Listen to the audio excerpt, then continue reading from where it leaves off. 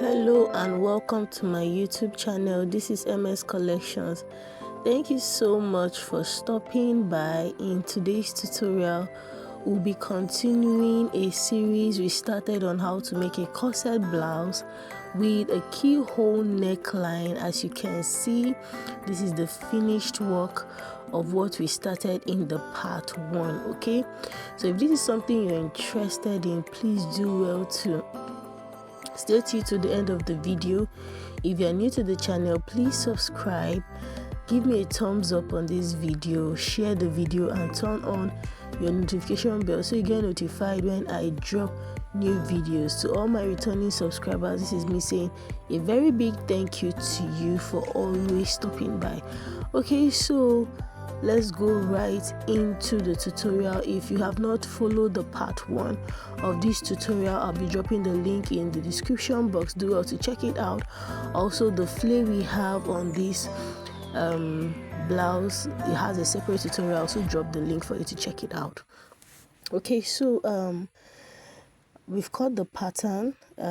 This is it, the lining and the fabric. We've cut the pattern on the fabric, and as you can see, I've gone ahead to put my soft gum stay on all of them, both the lining and the fabric, and I did not add any allowances to this pattern. For those of us who have been following me, remember I say that there is no hard and fast rule about adding allowances to pattern. If you have cut your pattern with all the unnecessary allowances, then you don't need to add allowance when you're cutting your fabric. But if you have cutting your pattern without allowances, then when you're cutting your fabric, you replace. They're just basic calculations. Okay, so if you're cutting your pattern again with allowances, then you just cut the exact same thing on your fabric. But if you're cutting your pattern without allowances, then go ahead and add your allowances. Okay, so this is the back piece. You can see I've already gone ahead to put the loops. Okay, you need to put your loops on your fabric before you turn with lining. Okay, so I've put the loops, and you can see everything has gum stay. So these are my bra cups, and as you can see, I've gone ahead to hold the dart on the bra cups. Yes, so that's it. And for the size of bra cup I use a size extra than my bust. Okay, so I'm just going ahead to show you how I'll be joining this. But if you want to get your bra cup, if your bust is size 32, get a bra cup of size 34. If your bust is 38, get size 40. Okay, so that's how it works. Okay, so that helps your bust to sit in perfectly. Okay, so this is it, guys. I'll be joining all these places just like that's what I've been trying to show you. I'll join the fabric. That lace has already been placed. I've already put hemming gum on the lace to place on the fabric. So I'm just going ahead to show you all the portions I'll be joining. Just watch carefully. If there's any point you've missed out, just go ahead and take it back. So look at that bra cup. I joined it, and this is what we have. I've already placed my bra cup inside, so you can see the excess at the top. Okay, so not to worry, because this is a modesty corset, I'll be using this breast part to make up for the excess at the top. So I think I put about 4 layers of the breast part. Okay, so put about 4 layers on the breast part to make up for that top, because these bra cups usually do not have sufficient height. Okay, so I cut my corset separate, and then I just used the breast part to make up for the excess at the top, which I'll be showing you how it looks later. And whatever I'm doing for the fabric, I go ahead and do for the lining. Yeah, so can you see, this is how I made that up.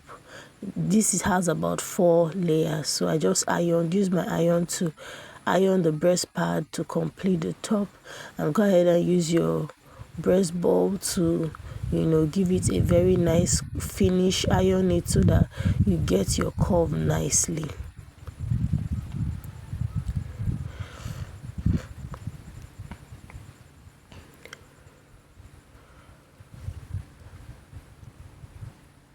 Okay, so next up, this is it, guys.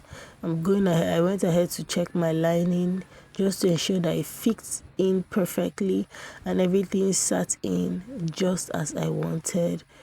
Remember to do the same thing on your lining as well. Please do not forget.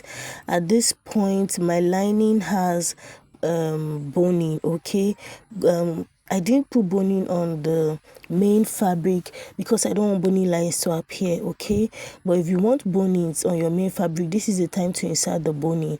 So you can see that my lining has bonings. Okay, we are almost done with this dress, guys. It's very simple. I'm just basically showing you just the process of how to come about this. Okay, so at this point, guys, we are done.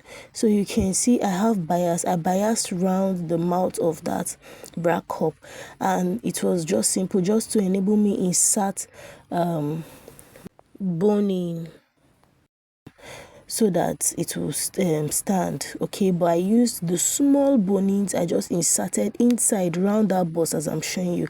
I just inserted it so that it will stand very well. Okay, so this is it. You can see, guys, so look at the armhole, the keyhole neckline for the front. Now when I was turning, I left the armhole open, as you can see, so that I will just insert my keyhole and stop stitch it. So remember, I said in the part 1 of this tutorial that this keyhole neckline turned out to be too wide for me. Okay, because when I was drafting, I extended it, but I had to redraft again, get a smaller keyhole neckline and insert. The method of inserting is the same thing. Okay, so this top part, just go ahead and sew it and insert as so. And the same thing of the keyhole for the back, I went ahead to turn it. I doubled the lace actually, so I turned the lace with the lace. I doubled it, and look at the way I'm inserting it. I'm just showing you how to insert it. So when you're done, you can just go ahead and sew your lining, close up your linings and shape your dress, and guys, we are good to go. It's very, very simple. Okay, so if you're not a beginner, you know the way you shape your dresses. At this point, you know that you're good to go. Although I shaped mine with all the allowances closed, so it depends. If you want all the allowances closed, go ahead and shape your dress. And this is the flay that we use for the dress. I have a full tutorial on how we came about this flay. Because I don't want this video to be so long, I did a separate tutorial on that, so I'll also be dropping the link in the description box for us to check it out. Please do well to check it out so you know how we came about this flay. It's a 2-step 180-degree flay with crinoline on it. Trust me, you wouldn't want to miss out. Okay, and so that's how we came about the dress. I made the ropes of cameras so you can go ahead and make your rope, shape your dress, fix your sleeve, and this dress is ready. Trust me, guys, this is very, very simple. And the studs you can see at the top of the dress, you can see these studs at the top of the dress, actually sewn. These studs have little tiny holes underneath, so you just go ahead and sew to the dress as you desire. You can decide to use beads, whatever you want to use, but these are studs. So I went ahead to sew them to the dress, and then that's how we had the finish. The keyhole neckline for the back, I just fixed buttons, and so that's it, guys. It's very simple. It's a skirt and blouse. I'll also be doing a tutorial on how to make a skirt, so just in case you also want to check it out, please, that is why you should turn on your notification bell so you get notified. And remember, like I said, the lace I use at the top and at the back keyhole neckline are doubled. Okay, so that's how I used one lace to turn another lace at lining, and this is what we have. So thank you so much, guys, for watching, for always staying tuned to my channel. I do not take it for granted. If you have any questions, leave them at the comment section. Do not forget to subscribe, and please give me a thumbs up, share the video, and turn on the notification bell so you get notified when I drop my other videos, because like I always say, I always drop amazing videos. Okay, so I'll see you in my next tutorial. Bye.